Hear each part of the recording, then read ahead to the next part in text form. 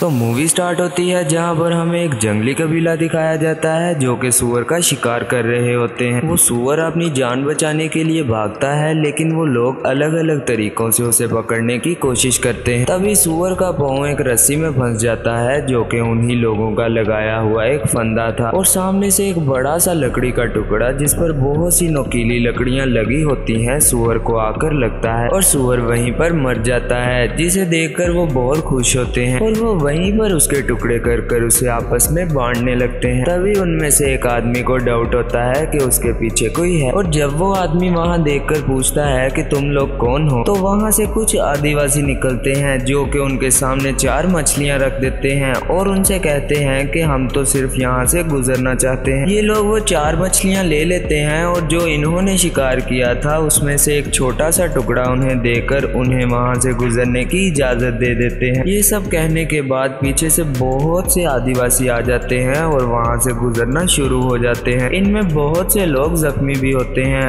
तभी वो आदमी इनसे पूछता है कि आखिर हुआ क्या था, तो वो आदिवासी उसे बताता है कि हमारा कबीला तबाह हो चुका है और अब हम एक नई शुरुआत करने जा रहे हैं। तभी वो आदमी उन आदिवासियों के पीछे जाने की कोशिश करता है, लेकिन उसका बाप उसे वहीं पर रोक लेता है और वो उन सब से कहता है कि चलो वापस गाँव चले, और वो सब गाँव की तरफ रवाना हो जाते हैं। अब वो सब अपने कबीले पहुंच जाते हैं और इनका कबीला काफी खुशहाल और हंसी मजाक करने वाला होता है। इनमें से एक आदमी को एक बूढ़ी औरत पकड़ लेती है जो कि उसकी सास थी। वो बूढ़ी औरत उस आदमी से कहती है कि तुमने हमें धोखा दिया है, मुझे अभी पोता चाहिए, अगर तुम मुझे पोता नहीं दे सकते तो मैं तुम्हारी जगह किसी और को ले आऊंगी। अब हमें वो आदमी दिखाया जाता है जो कि फिल्म का हीरो होता है। वो अपने घर जाता है और अपनी बीवी और अपने बच्चे से मिलता है। अब हमें दिखाया जाता है कि कबीले के सभी लोग नाच गा रहे थे, लेकिन जो हीरो होता है वो कहीं ना कहीं उसी कबीले के बारे में सोच रहा था। उसकी बीवी उससे पूछती है कि तुम इतने गुमसुम क्यों हो। हीरो उसे कुछ नहीं बताता और उसकी गोद में सिर रखकर लेट जाता है। अब हीरो को एक ख्वाब आता है जिसमें उसे वही आदमी नजर आता है जिसने उन्हें मछलियां दी थी। उस आदमी का पेट फटा होता है और उसके हाथ में मांस होता है, और वो हीरो से कहता है कि यहाँ से भाग जाओ। तभी बाहर एक कुत्ते के भौंकने की वजह से हीरो की आंख खुल जाती है। तभी हमें एक आदिवासी दिखाया जाता है जो कि बहुत खतरनाक होता है और उसके सभी साथी पेड़ों के पीछे छुपे होते हैं। अब वो आदमी अपने साथियों को इशारा करता है और वो सब उस कबीले पर हमला कर देते हैं। उनके हाथों में बहुत सी मशालें होती हैं। अब जबकि पहले से ही हीरो उठा होता है तो उसे एहसास होता है कि कोई हमारी तरफ आ रहा है, और जब वो बाहर देखता है तो उसे एक 2 मशाल नजर आती है। वो अपने बीवी बच्चों को उठाता है और वहाँ से बाहर निकल जाता है, लेकिन तभी एक आदिवासी उसे देख लेता है और उस पर हमला कर देता है। हीरो उस आदिवासी को मार देता है और अपने बीवी बच्चों को लेकर एक कुएं के पास आ जाता है। अब चूंकि वो कुआं बहुत गहरा था, इसलिए हीरो बहुत आहिस्ता आहिस्ता अपने बीवी बच्चों को नीचे भेजता है। तब तक वो आदिवासी हीरो के पूरे कबीले को जलाकर आदमी और औरतों को बंदी बना लेते हैं। अभी हीरो अपने बीवी और बच्चे को कुएं में छोड़ ही रहा होता है कि एक आदिवासी उसे देख लेता है और उस पर हमला करने के लिए आगे बढ़ता है। तभी हीरो जल्दी से अपने बीवी और बच्चे को नीचे खींचने लगता है। इतने में ही हीरो की बीवी नीचे गिर जाती है, और जब वो आदिवासी हीरो पर हमला कर रहा होता है तो उसे उसकी बीवी और बच्चा नजर आ जाता है। उस आदिवासी के ये बात अपने साथियों को बताने से पहले ही हीरो उसे मार देता है। इसके बाद हीरो अपनी बीवी से कहता है कि मैं अपने साथियों की मदद करने जा रहा हूँ, तुम यहीं रुकना। वो एक बहुत बड़े पत्थर पर रस्सी बांधकर उसका एक किनारा कुएं में फेंक देता है, ताकि अगर वो ना आ सका तो उसकी बीवी और बच्चा उस रस्सी की मदद से ऊपर आ सके। और अब वो अपने साथियों की मदद के लिए चला जाता है। हीरो की उन आदिवासियों के साथ खूब लड़ाई होती है। इतने में ही उनका सिपा सलार हीरो के सामने आ जाता है और वो बड़े से चाकू की मदद से हीरो पर हमला करने की कोशिश करता है, लेकिन हीरो उल्टा उसी के चाकू से उसे मारने ही वाला होता है कि उस कबीले का सरदार पीछे से हीरो को बंदी बना लेता है। और जब वो हीरो को बंदी बना लेता है तो वो आदमी जिसे हीरो मारने ही वाला था वो हीरो को मारना चाहता था, और जैसे ही वो हीरो पर हमला करता है तो उसका सरदार उसे रोक लेता है और उसे कहता है कि मुझे हीरो जिंदा चाहिए। अब हीरो के सामने उसी का ही बाप बंदी बना होता है और वो उनसे कहता है कि मुझे माफ कर दीजिए। अब ये बात वही आदमी सुन लेता है जिसे हीरो मारने ही वाला था, और वो अपना बदला लेने के लिए हीरो के सामने ही उसके बाप का गला काट देता है। अब यही आदमी लकड़ी के हथियार की मदद से हीरो के मुंह पर इतनी जोर से मारता है कि वो वहीं पर बेहोश हो जाता है। अब सुबह जब हीरो को होश आता है तो वो देखता है कि कबीले के तमाम लोगों को बंदी बना लिया गया है। और जब वो उस कुएं की तरफ देखता है जहाँ पर उसकी बीवी और बच्चा थे, तो हीरो को वही आदमी देख लेता है जिसने उसके बाप को मारा था और उसे शक हो जाता है कि वहाँ पर कोई है। और जब वो उस कुएं की तरफ जाता है तो वहाँ पर उसे अपने साथी की लाश नजर आती है। और जब वो कुएं के अंदर देखता है तो उसे कोई नजर नहीं आता, क्योंकि हीरो की बीवी को पता चल जाता है कि ऊपर कोई है, इसलिए वो कुएं की एक सुरंग में छिप जाती है। लेकिन अभी भी उस आदमी को शक होता है कि कुएं में कुछ न कुछ गड़बड़ तो जरूर है। अब वो एक बड़ा सा पत्थर उस कुएं में फेंककर वो रस्सी भी काट देता है और वहाँ से चला जाता है। अब वो आदिवासी हीरो के कबीले के लोगों को लेकर वहाँ से रवाना हो जाते हैं। रास्ते में उन्हें वही लोग नजर आते हैं जिन्होंने उन्हें मछलियाँ दी थी। अब वो आदिवासी इन दोनों कबीले के लोगों को लेकर वहाँ से निकल पड़ते हैं। अब वो एक बहुत लंबा सफर तय करके वहाँ पर पहुँच जाते हैं जहाँ पर उन आदिवासियों ने उन बंदी लोगों को लेकर पहुँचना था। अब वो आदिवासी उन्हें एक चबूतरे पर ले जाते हैं जहाँ पर उनके पूरे जिस्म पर नीला पेंट कर दिया जाता है। वहाँ पर उस कबीले के सरदार का वेलकम किया जाता है जो कि उन लोगों को बंदी बनाकर लाया था। एक आदमी उस सरदार से पूछता है कि आखिर कितने बंदी हैं, तो वो जवाब देता है कि मेरा बेटा बताएगा, पर इस बार पैसे अच्छे देना। तो वो आदमी उससे कहता है कि हर बार की तरह पैसे अच्छे ही मिलेंगे। अब वो उस कबीले की तमाम औरतों को एक जगह पर चढ़ाते हैं और उनकी बोली लगाकर उन्हें बेच देते हैं। अब वो उस कबीले के तमाम आदमियों को एक जगह पर लेकर जाते हैं जहाँ पर बहुत भीड़ होती है। वहाँ पर लोगों का सर काटकर उनकी बलि दी जा रही थी। अब उनमें से एक आदमी को वहाँ पर लिटाया जाता है जहाँ पर दूसरा आदमी उस लेटे हुए आदमी के सीने को चीरकर उसमें से दिल निकालकर उसकी बॉडी को नीचे फेंक देता है। अब हीरो की बारी आती है और जैसे ही वो आदमी हीरो का दिल निकालने लगता है तभी सूर्य ग्रहण हो जाता है और वो वहीं पर रुक जाते हैं। अब वो लोग सूर्य ग्रहण खत्म होने का इंतजार करते हैं और जैसे ही ग्रहण खत्म होता है तो वो उन आदमियों को लेकर एक दूसरी जगह पर चले जाते हैं। वहाँ पर एक बड़ा सा ग्राउंड होता है। वो उन लोगों से कहते हैं कि तुम यहाँ से भागना शुरू करो और अपने गाँव पहुँच जाओ। सरदार अपने बेटे को उस ग्राउंड के एंड पर खड़ा कर देता है कि अगर कोई आदमी वहाँ तक पहुँच जाए तो सरदार का बेटा उसे मार दे। अब वो उनमें से दो आदमियों को वहाँ से भागने को कहते हैं और पीछे से वो खतरनाक लोग भालों और तीरों से उन लोगों को अपना निशाना बनाते हैं। उनमें से एक तो वहीं पर मर जाता है और दूसरे को भी पेट में तीर लगता है जिसकी वजह से वो वहीं पर लेट जाता है। अब वो हीरो और एक और आदमी को भागने को कहते हैं, जिनमें से एक आदमी के सिर पर तीर लगने की वजह से वो वहीं पर मर जाता है। लेकिन हीरो झाड़ियों तक पहुंचने ही वाला होता है कि उस कबीले का सरदार हीरो को तीर मार देता है जो कि उसकी पीठ के आर पार हो जाता है, जिसकी वजह से वो वहीं पर गिर जाता है। लेकिन वो मरा नहीं था। अब सरदार का बेटा जो पहले से ही वहाँ खड़ा होता है वो हीरो को मारने के लिए आगे बढ़ता है, लेकिन वहाँ पर पहले से ही लेटा हुआ एक आदमी सरदार के बेटे को पकड़ लेता है और हीरो से कहता है कि तुम यहाँ से भाग जाओ। सरदार का बेटा पहले उस आदमी को मारता है जिसने उसे पकड़ रखा था, फिर हीरो की तरफ जाता है। अब वो चाकू की मदद से हीरो को मारने ही वाला होता है कि हीरो उसका हाथ पकड़ लेता है। इतने में ही हीरो ने उस तीर की वो नोक तोड़ ली थी जो कि उसको लगा था और वो उस नोक की मदद से सरदार के बेटे का गला काट देता है और उस जंगल की तरफ भाग जाता है। अब उस कबीले का सरदार और वहाँ के लोग सरदार के बेटे के पास पहुँच जाते हैं, लेकिन उतनी देर तक सरदार का बेटा मर चुका था। अब उस कबीले के लोग हीरो का पीछा करने लगते हैं। भागते भागते हीरो बहुत थक जाता है क्योंकि वो घायल था, इसलिए वो एक दरख्त पर चढ़ जाता है। कबीले के लोग उस दरख्त के नीचे से गुजरते हैं लेकिन उन्हें हीरो नहीं नजर आता। तभी कबीले के एक आदमी पर हीरो का खून गिर जाता है और सरदार वो देखकर समझ जाता है कि हीरो किसी दरख्त पर है। दूसरी तरफ हीरो के सामने एक ब्लैक पैंथर का बच्चा आ जाता है और थोड़ी ही देर में उसकी माँ भी आ जाती है। अब हीरो उससे बचने के लिए भागना शुरू करता है। जब हीरो अपनी जान बचाकर उस ब्लैक पैंथर से भाग रहा होता है तो ब्लैक पैंथर और हीरो के दरमियान उस कबीले का एक आदमी आ जाता है। अब ब्लैक पैंथर हीरो को छोड़कर उस आदमी पर अटैक कर देता है और उसे मार देता है। अब उस आदमी के जो साथी होते हैं वो वहाँ पर रुककर उस ब्लैक पैंथर को मार देते हैं। अब वो दोबारा से हीरो का पीछा करना शुरू हो जाते हैं और हीरो अपनी जान बचाकर भाग रहा होता है। अब कहीं ना कहीं उस कबीले के लोगों के दिल में ये डर बैठ जाता है कि वो भविष्यवाणी सच हो गई है। वो भविष्यवाणी ये थी कि इन बंदी लोगों में से एक आदमी यहाँ से भाग जाएगा और इन लोगों का खात्मा कर देगा। तभी वहाँ पर उनका सरदार आ जाता है और उनसे कहता है कि तुम क्यों डर रहे हो? डर तो उसके दिल में है इसीलिए तो भाग रहा है। दूसरी तरफ हीरो थोड़ी देर सांस लेने के लिए एक पेड़ पर रुकता है। इतने में ही उसका नीला रंग उस पेड़ पर लग लग जाता है। और जब हीरो वहाँ से चला जाता है तो उस कबीले के एक आदमी को उस दरख्त पर वो नीला रंग दिख जाता है और वो बाकी साथियों को भी इसके बारे में बताता है, लेकिन इतने में ही एक जहरीला सांप उसे काट लेता है। अब उन कबीले वालों को पता होता है कि इसका बचना मुश्किल है, इसलिए वो उसे वहीं पर छोड़ के वहाँ से चले जाते हैं। अब वो लोग हीरो के बहुत करीब पहुँच जाते हैं। हीरो उनसे बचने के लिए बहुत भागता है, लेकिन अब रास्ता खत्म हो चुका था क्योंकि आगे एक बहुत बड़ा झरना होता है। हीरो के वहाँ से कूदने के अलावा उसके पास कोई और रास्ता नहीं होता, इसलिए वो वहाँ से कूद जाता है, लेकिन वो मरता नहीं बल्कि तैरकर उसके किनारे तक पहुँच जाता है। अब हीरो किनारे पर खड़ा होकर उस कबीले के सरदार और वहाँ के लोगों को ललकारना शुरू करता है। उस कबीले के आदमियों में एक आदमी उनसे कहता है कि अब हमें उसका पीछा करना छोड़ देना चाहिए। तभी सरदार उसे चाकू मारकर उसे नीचे फेंक देता है और वो उन सब से कहता है कि हम एक एक करके नीचे कूदेंगे। तभी वो सब एक एक करके नीचे कूदने लगते हैं। अब पहला आदमी कूदता है तो वो बच जाता है, लेकिन जब दूसरा आदमी कूदता है तो वो एक पत्थर पर गिर जाता है, जिसकी वजह से उसकी मौत हो जाती है। अब बाकी के लोग कूदकर बच जाते हैं और हीरो का पीछा करना शुरू कर देते हैं। हीरो जब सरदार और उसके कबीले के लोगों से भाग रहा होता है तो वो एक कीचड़ में गिर जाता है, जिसमें से वो बड़ी ही मुश्किलों से बाहर निकलता है। और जब वो कीचड़ से बाहर निकलता है वो सोचने लगता है कि मैं जैगुआर पॉ हूँ और ये मेरा जंगल है, इसलिए मुझे डरना नहीं चाहिए बल्कि उनका मुकाबला करना चाहिए। इस सब के बाद वो खुद ही उन लोगों के सामने आ जाता है और उसके हाथ में पत्तों में लिपटा हुआ मधुमक्खियों का छत्ता होता है, जिसे कि वो उन लोगों के सामने फेंक देता है। मधुमक्खियां उन लोगों को बहुत बुरे तरीके से काटती हैं। उन मधुमक्खियों से बचने के लिए वो लोग इधर उधर भागना शुरू कर देते हैं। दूसरी तरफ हीरो को एक जहरीला मेंढक नजर आता है और उस मेंढक के जहर की वजह से वो बहुत सी नुकीली लकड़ियों को भी जहरीला कर लेता है। अब वो एक जगह जानबूझकर अपना कीचड़ लगा देता है ताकि उन लोगों को लगे कि वो यहाँ से गुजरा था। दूसरी तरफ वो पत्तों की एक पाइप बनाकर छिप जाता है और जब वो लोग वहाँ से गुजरते हैं तो उन्हें वहाँ पर कीचड़ नजर आता है। अब हीरो उस पत्ते की पाइप में जहरीले कांटे रखकर जोर से फूंक मारता है, जिसकी वजह से वो आखिर में आने वाले आदमी को लगता है वो मरने ही वाला होता है कि उसकी दर्द भरी आवाज उसका साथी सुन लेता है। ये वही आदमी होता है जिसने के हीरो के बाप को मारा था। अब जब हीरो बाहर आता है तो वो आदमी भी उसके सामने आ जाता है। अब जो आदमी मर चुका था उसके पास ही उसका हथियार पड़ा होता है। वो हथियार लेने के लिए उस आदमी की तरफ भागता है। दूसरी तरफ वो आदमी जिसने हीरो के बाप को मारा था उसके पास पहले से ही हथियार होता है और वो भी हीरो की तरफ भागना शुरू कर देता है। जब ये दोनों पास आ जाते हैं तो वो आदमी हीरो पर बहुत जोर से वार करता है, जिसे कि हीरो स्लाइड करके बच जाता है। स्लाइड करते करते हीरो वो हथियार पकड़ लेता है। इससे पहले कि वो आदमी हीरो पर दूसरी मर्तबा वार करता है, हीरो उस हथियार की मदद से उस आदमी को मार देता है। तभी अचानक से बारिश होने लगती है। जब हीरो कुएं के पास आता है तो उसकी बीवी और बच्चा उसे कहते हैं कि हमें यहाँ से बाहर निकालो, लेकिन हीरो वहाँ से भाग जाता है क्योंकि अभी भी 3 लोग उसका पीछा कर रहे थे। अब सरदार तो फौरन से हीरो के पीछे भाग जाता है, लेकिन बाकी के 2 लोग हीरो की बीवी और उसके बच्चे को देख लेते हैं, लेकिन अभी उनका मकसद हीरो को पकड़ना था, इसलिए हीरो के पीछे भागने लगते हैं। अब हीरो भागता भागता रुक जाता है क्योंकि उसे एक चीज नजर आती है। इतने में ही पीछे से कबीले का सरदार अपने तीर कमान से उसे एक तीर मारता है जो कि हीरो के दिल के ऊपर आकर लगता है। अब हीरो बड़ी ही मुश्किलों से उठता है और उस सरदार से कहता है कि आजा। तो वो सरदार अपना तीर कमान फेंक देता है और अपना चाकू निकालकर हीरो की तरफ बढ़ने लगता है। तभी उसका पाँव एक फंदे से टकराता है जो कि हीरो के कबीले वालों का ही लगाया हुआ था और उसके साथ भी वही कुछ होता है जो कि फिल्म के स्टार्ट पर सुअर के साथ हुआ था और वहीं पर उसकी मौत हो जाती है। दूसरी तरफ पानी हीरो की बीवी की गर्दन तक पहुंच जाता है। अब हीरो भागता भागता समंदर के किनारे तक पहुंच जाता है और वो दोनों भी जो हीरो का पीछा कर रहे थे वो भी समंदर के किनारे तक पहुंच जाते हैं, लेकिन वो हीरो को मारते नहीं बल्कि समंदर की तरफ देखने लगते हैं, जहां उन्हें समंदर में बहुत बड़े बड़े शिप्स नजर आते हैं जिनमें से यूरोपियंस नाव की मदद से उन्हीं की तरफ आ रहे होते हैं। अब हीरो मौका देकर अपने बीवी बच्चों के पास जाता है जहाँ पर वो उन्हें कुएं से बाहर निकाल कर उन्हें बचा लेता है। जब हीरो और उसकी फैमिली वहाँ से गुजर रहे होते हैं तो हीरो की बीवी को वही बड़े बड़े शिप्स नजर आते हैं और हीरो की बीवी उससे पूछती है कि क्या हमें उन शिप्स के पास जाना चाहिए। तो हीरो अपनी बीवी से कहता है नहीं, हमें जंगल की तरफ जाना चाहिए एक नई शुरुआत के लिए। और यहीं पर यह मूवी एंड हो जाती है।